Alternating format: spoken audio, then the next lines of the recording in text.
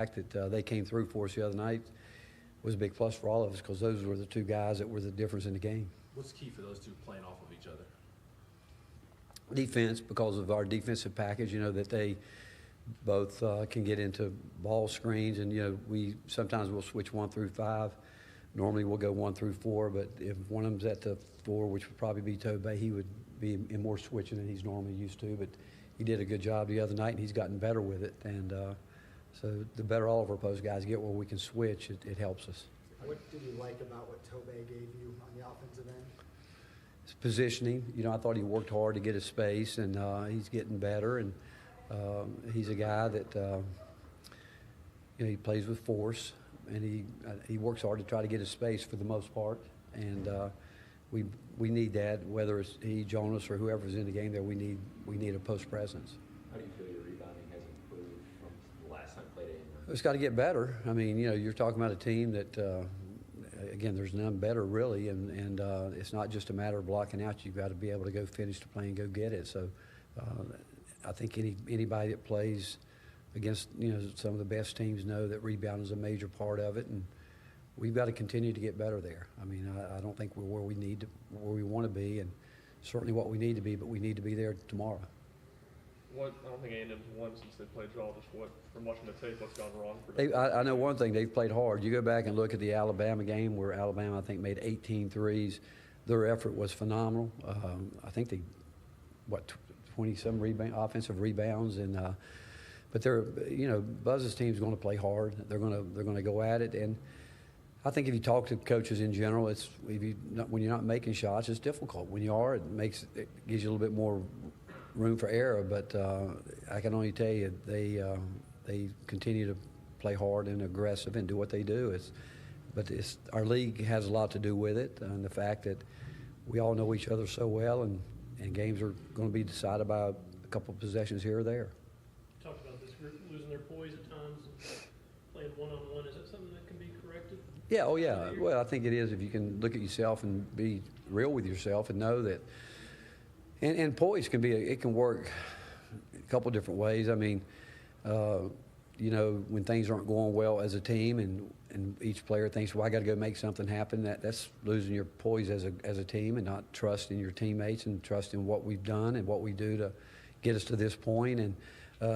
And it's being, that's a form of toughness too. Staying calm, cool, collective when it's not going your way, but know that if you continue to let your habits work, you'd like to think in the end it's going to work out for you. But I don't. I think it's something that it's learned. I'm not sure anybody's born with it. I think it's something by going through adversity and different trials in different areas, how you learn how to deal with it, and it's important, especially from a guard standpoint. Was the other night a step in the right direction in terms of regaining that poise?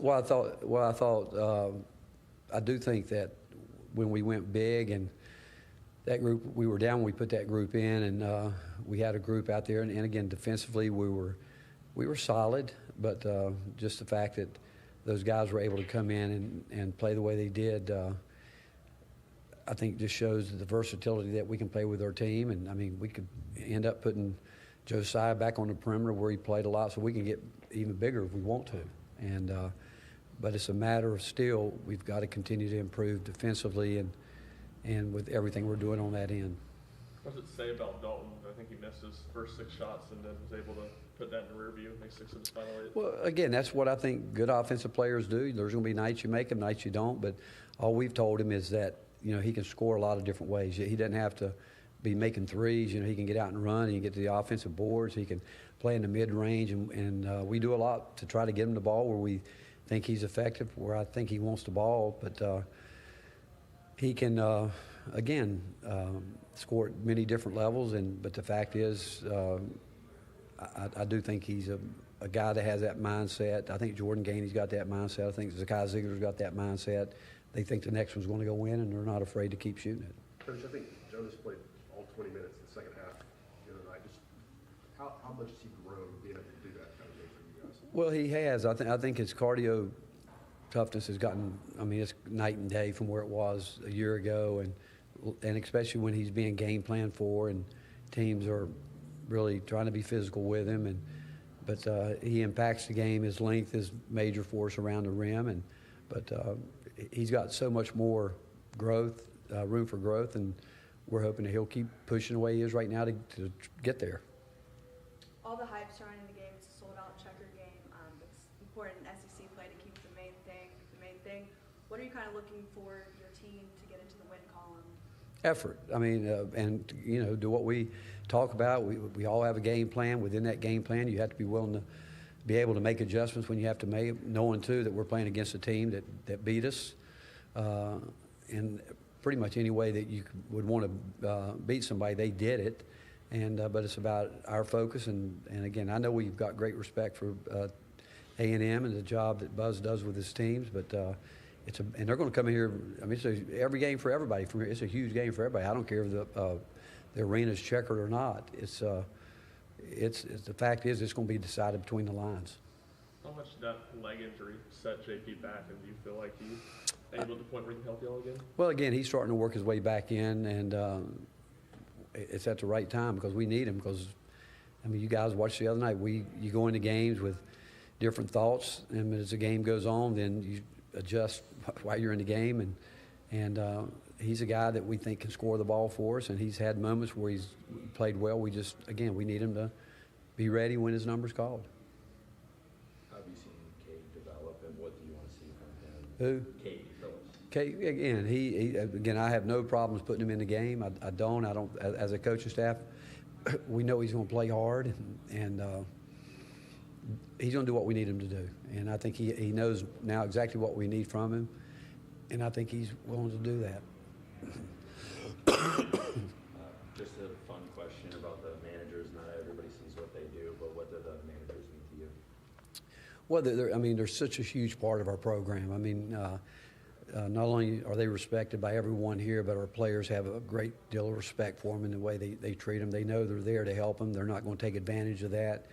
They're not expecting our managers to wait on them hand and foot, but they know they've got their backs. And we've always had great managers, guys that really want to be a part of it. And the fun part is how many of them have come in and want to be coaches, and some of them have gone on. They're in the NBA now, and so it's been fun watching guys, different paths that come through here. But so many of them again have used this situation, whether it's to get into coaching or administration. It's been good for them, and we couldn't go without them. And again, they're highly appreciated and respected. Anything else for Coach? Thanks, Chris. All right, thank you guys. Okay. Jump over for color news as well.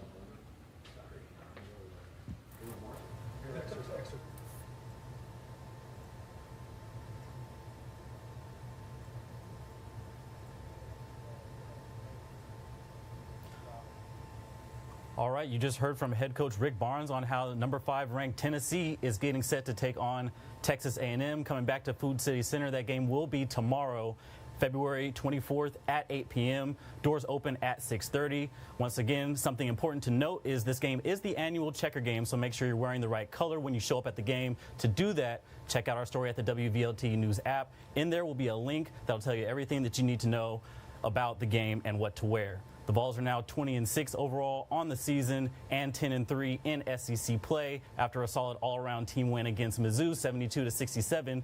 Just a bit closer than what everyone thought the game was going to be. This was the smallest margin of victory for Tennessee all season. The next closest game was at Georgia back in January, 85-79. In this past game against Mizzou, everybody contributed virtually. UT shot just about 42% from the field. Not too great from three, only about 29%, but knocked down 70% of their foul shots. Tobe Awaka had a career high 18 points. Head coach Rick Barnes now 799 total career wins. That's a lot of winning. 6 wins behind Rick Byrd for number 14 on the all-time wins list. And check this out, Missouri's Dennis Gates was the only head coach in the SEC that Rick Barnes had not beaten until Tuesday. So you can check that off the list. Rick Barnes is beating everybody. Tennessee will look to improve on their 3-game win streak and keep things rolling at home as they're 12-1 this season at Food City Center. Vols don't really lose at home. So that'll do it for me here at WVLT. I'm Avery Jordan, WVLT.